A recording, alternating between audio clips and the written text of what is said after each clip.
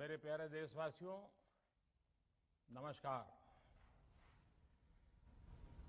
Corona के खिलाफ देश आज फिर एक बहुत बड़ी लड़ाई लड़ रहा है। कुछ सप्ताह पहले तक स्थितियां संभली हुई थी और फिर एक कोरोना की दूसरी वेव तूफान बनकर आ गई। जो पीड़ा आपने सही है, जो पीड़ा आप सह रहे हैं, उसका मुझे पूरा एहसास है। जिन लोगों ने बीते दिनों में अपनों को खोया है, मैं सभी देशवासियों की तरफ से उनके प्रति संवेदनाएं व्यक्त करता हूं। परिवार के एक सदस्य के रूप में मैं आपके दुख में शामिल हूं। चुनौती बड़ी है, लेकिन हमें मिलकर अपने संकल्प, अपने हौसले और तैयारी के साथ इसको पार करना है। साथियों, अपनी बात को विस्तार देने से पहले मैं देश के सभी डॉक्टरों, मेडिकल स्टाफ, पैरामेडिकल स्टाफ, हमारे सभी सफाई कर्मचारी भाई बहन, हमारे एम्बुलेंस के ड्राइवर्स, हमारे सुरक्षा बल, पुलिसकर्मी, सभी की सराहना करूंगा।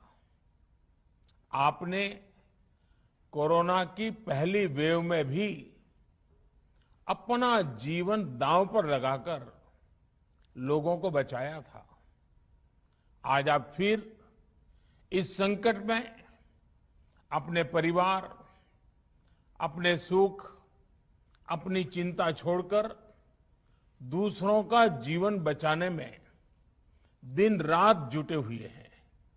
साथियों, हमारे शास्त्रों में कहा गया है, त्याज्यम न धैर्यम विदुरेऽपि काले, अर्थात कठिन से कठिन समय में भी हमें धैर्य नहीं खोना चाहिए।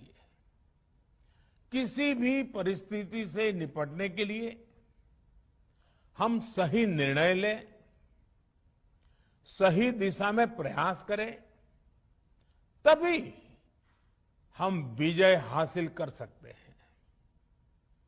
इसी मंत्र को सामने रखकर आज देश दिन रात काम कर रहा है। बीते कुछ दिनों में जो फैसले लिए गए हैं, जो कदम उठाए गए हैं, वो स्थिति को तेजी से सुधारेंगे। इस बार कोरोना संकट में देश के अनेक हिस्से में ऑक्सीजन की डिमांड बहुत ज्यादा बढ़ी है। इस विषय पर तेजी से और पूरी संवेदनशीलता के साथ काम किया जा रहा है। केंद्र सरकार, राज्य सरकारें, प्राइवेट सेक्टर, सभी की पूरी कोशिश है कि हर जरूरतमंद को ऑक्सीजन मिले। ऑक्सीजन प्रोडक्शन और सप्लाई को बढ़ाने के लिए भी कई स्तरों पर उपाय किए जा रहे हैं। राज्यों में नए ऑक्सीजन प्लांट्स हो, 1 लाख नए सिलेंडर पहुंचाने हो, औद्योगिक इकाइयों में इस्तेमाल हो रही ऑक्सीजन का मेडिकल इस्तेमाल हो, ऑक्सीजन रेल हो, हर प्रयास किया जा रहा है। साथियों, इस बार जैसे ही कोरोना के केस बढ़े, देश के फार्मा सेक्टर ने दवाइयों का उत्पादन और बढ़ा दिया है। आज जनवरी फरवरी की तुलना में देश में कई गुना ज्यादा दवाइयों का प्रोडक्शन हो रहा है। इसे अभी और तेज किया जा रहा है। कल भी मेरी देश की फार्मा इंडस्ट्री के बड़े जो प्रमुख लोग हैं, उसके जो एक्सपर्ट लोग हैं, उनसे बहुत लंबी चर्चा हुई है। प्रोडक्शन बढ़ाने के लिए हर तरीके से दवाई कंपनियां की मदद ली जा रही है। हम सौभाग्यशाली हैं कि हमारे देश के पास इतना बड़ा मजबूत फार्मा सेक्टर है जो बहुत अच्छी और तेजी से दवाइयां बनाता है। इसके साथ ही अस्पतालों में बेड की संख्या को बढ़ाने का भी काम तेजी से चल रहा है। कुछ शहरों में ज्यादा डिमांड को देखते हुए विशेष और विशाल कोविड हॉस्पिटल बनाए जा रहे हैं। साथियों, पिछले वर्ष जब देश ने कोरोना के कुछ ही मरीज सामने आए थे, उसी समय भारत में कोरोना वायरस के खिलाफ प्रभावी वैक्सीन के लिए काम शुरू कर दिया था। हमारे वैज्ञानिकों ने दिन रात एक करके बहुत कम समय में देशवासियों के लिए वैक्सीन विकसित की है।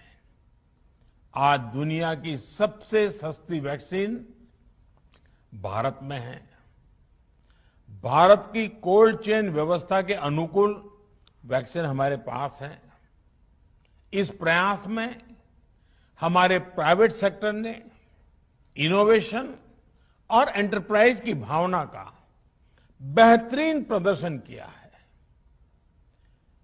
वैक्सीन्स की अप्रूवल्स और रेगुलेटरी प्रोसेसेस को फास्ट ट्रैक पर रखने के साथ ही सभी साइंटिफिक और रेगुलेटरी मदद को बढ़ाया गया है। यह एक टीम एफर्ट है जिसके कारण हमारा Bharat 2 made in India vaccine के साथ दुनिया का सबसे बड़ा टीकाकरण अभियान शुरू कर पाया। टीकाकरण के पहले चरण से ही गति के साथ ही इस बात पर जोर दिया गया कि ज्यादा से ज्यादा क्षेत्रों तक, जरूरतमंद लोगों तक वैक्सीन पहुंचे। दुनिया में सबसे तेजी से भारत में पहले 10 करोड़, फिर 11 करोड़ और अब 12 करोड़ वैक्सीन डोज दिए गए हैं। आज कोरोना से इस लड़ाई में हमें हौसला मिलता है कि हमारे health care workers, frontline corona warriors और सीनियर सिटीजन्स के एक बड़े हिस्से को वैक्सीन का लाभ मिल चुका है। साथियों, कल ही वैक्सीन को लेकर हुए एक और अहम फैसला भी हमने किया है। 1 मई के बाद से 18 वर्ष के ऊपर के किसी भी व्यक्ति को वैक्सीनेट किया जा सकेगा। अब भारत में जो वैक्सीन बनेगी उसका आधा हिस्सा सीधे राज्यों और अस्पतालों को भी मिलेगा। इस बीच गरीबों, बुजुर्गों, निम्न मध्यम वर्ग के लोग 45 वर्ष की आयु के ऊपर के व्यक्तियों के लिए केंद्र सरकार का जो वैक्सीन कार्यक्रम चल रहा है वो भी उतनी ही तेजी से जारी रहेगा। पहले की तरह ही सरकारी अस्पतालों में मुफ्त वैक्सीन मिलती रहेगी, जिसका फायदा, जैसा मैंने कहा, हमारे गरीब परिवार हो, हमारे मध्यम वर्ग, निम्न मध्यम वर्ग के परिवार हो, वो उनका लाभ उठा सकेंगे। साथियों, हम सभी का प्रयास जीवन बचाने के लिए है, और जीवन बचाने के लिए तो है ही, प्रयास से भी ये है कि आर्थिक गतिविधियां और आजीविका कम से कम प्रभावित हो। प्रयास का तरीका यही रखा जाए। वैक्सीनेशन को 18 वर्ष की आयु के ऊपर के लोगों के लिए ओपन करने से शहरों में जो हमारे वर्कफोर्स है उसे तेजी से वैक्सीन उपलब्ध होगी। राज्यों और केंद्र सरकार के प्रयासों से श्रमिकों को भी तेजी से वैक्सीन मिले लगेगी। मेरा राज्य प्रशासन से आग्रह है कि वो श्रमिकों का भरोसा जगाए रखे। उनसे आग्रह करें कि वो जहां है वहीं रहे। राज्यों द्वारा दिया गया ये भरोसा उनकी बहुत मदद करेगा कि वो जिस शहर में हैं वहीं पर अगले कुछ दिनों में वैक्सीन भी लगेगी और उनका काम भी बंद नहीं होगा। साथियों, पिछली बार जो परिस्थितियां थी वो अभी से काफी भिन्न थी। तब हमारे पास इस वैश्विक महामारी से लड़ने के लिए कोरोना स्पेसिफिक मेडिकल इंफ्रास्ट्रक्चर नहीं था। आप याद करिए देश की क्या स्थिति थी। कोरोना टेस्टिंग के लिए पर्याप्त लैब नहीं, पीपीई का कोई प्रोडक्शन नहीं, हमारे पास इस बीमारी के ट्रीटमेंट के लिए कोई खास जानकारी भी नहीं। लेकिन बहुत ही कम समय में हमने इन चीजों में सुधार किया। आज हमारे डॉक्टरों ने कोरोना के इलाज की बहुत ही अच्छी एक्सपर्टीज हासिल कर ली है। वो ज्यादा से ज्यादा जीवन बचा रहे हैं। आज हमारे पास बड़ी मात्रा में पीपीई किट्स हैं, लैब्स का बड़ा नेटवर्क है और हम लोग टेस्टिंग की सुविधा को निरंतर बढ़ा रहे हैं। साथियों, देश ने कोरोना के खिलाफ अब तक बहुत मजबूती से और बहुत धैर्य से लड़ाई लड़ी है। इसका श्रेय आप सभी को, सभी देशवासियों को ही जाता है। अनुशासन और धैर्य के साथ कोरोना से लड़ते हुए आप देश को यहां तक लाए हैं। मुझे विश्वास है जन भागीदारी की ताकत से हम कोरोना के इस तूफान को भी परास्त कर पाएंगे। आज हम अपने चारों ओर देख रहे हैं कि कैसे कई लोग, कई सामाजिक संस्थाएं जरूरतमंदों तक मदद पहुंचाने में दिन रात जुटे हैं। दवाई पहुंचाना हो, खाने या रहने की व्यवस्था करनी हो, लोग पूरे मनोयोग के साथ काम कर रहे हैं। मैं इन सभी के सेवा भाव को आदरपूर्वक नमन करता हूं और देशवासियों से अपील करता हूं कि अधिक से अधिक मात्रा में इस संकट की घड़ी में देशवासी आगे आएं और जरूरतमंदों तक मदद पहुंचाएं। समाज के पुरुषार्थ और सेवा के संकल्प से ही हम ये लड़ाई जीत पाएंगे। मेरा युवा साथियों से अनुरोध है कि वो अपनी सोसाइटी में, मोहल्ले में, अपार्टमेंट्स में छोटी छोटी कमेटियां बनाकर कोविड अनुशासन पालन करवाने में मदद करें। हम ऐसा करेंगे तो सरकारों को न कभी कंटेनमेंट जोन लगाने की जरूरत पड़ेगी, न कर्फ्यू लगाने की जरूरत पड़ेगी और लॉकडाउन का तो सवाल ही नहीं उठता है, आवश्यकता ही नहीं पड़ेगी। स्वच्छता अभियान के समय देश में जागरूकता फैलाने के लिए मेरे बाल मित्रों ने बहुत मदद की थी। छोटे छोटे बालक 5वीं, 7वीं, 8वीं, 10वीं में पढ़ने वाले, उन्होंने घर के लोगों को समझाया था, मनाया था। उन्होंने बड़ों को भी स्वच्छता का संदेश दिया था। आज मैं फिर अपने बाल मित्रों से एक बात विशेष तौर पर कहना चाहता हूं। मेरे बाल मित्र, घर में ऐसा माहौल बनाइए कि बिना काम, बिना कारण घर के लोग घर से बाहर न निकले। आपकी जीत बहुत बड़ा परिणाम ला सकती है। प्रचार माध्यमों से भी मेरी प्रार्थना है कि ऐसे संकट की घड़ी में वो लोगों को सतर्क और जागरूक करने के लिए जो प्रयास कर रहे हैं उसे और बढ़ाएं।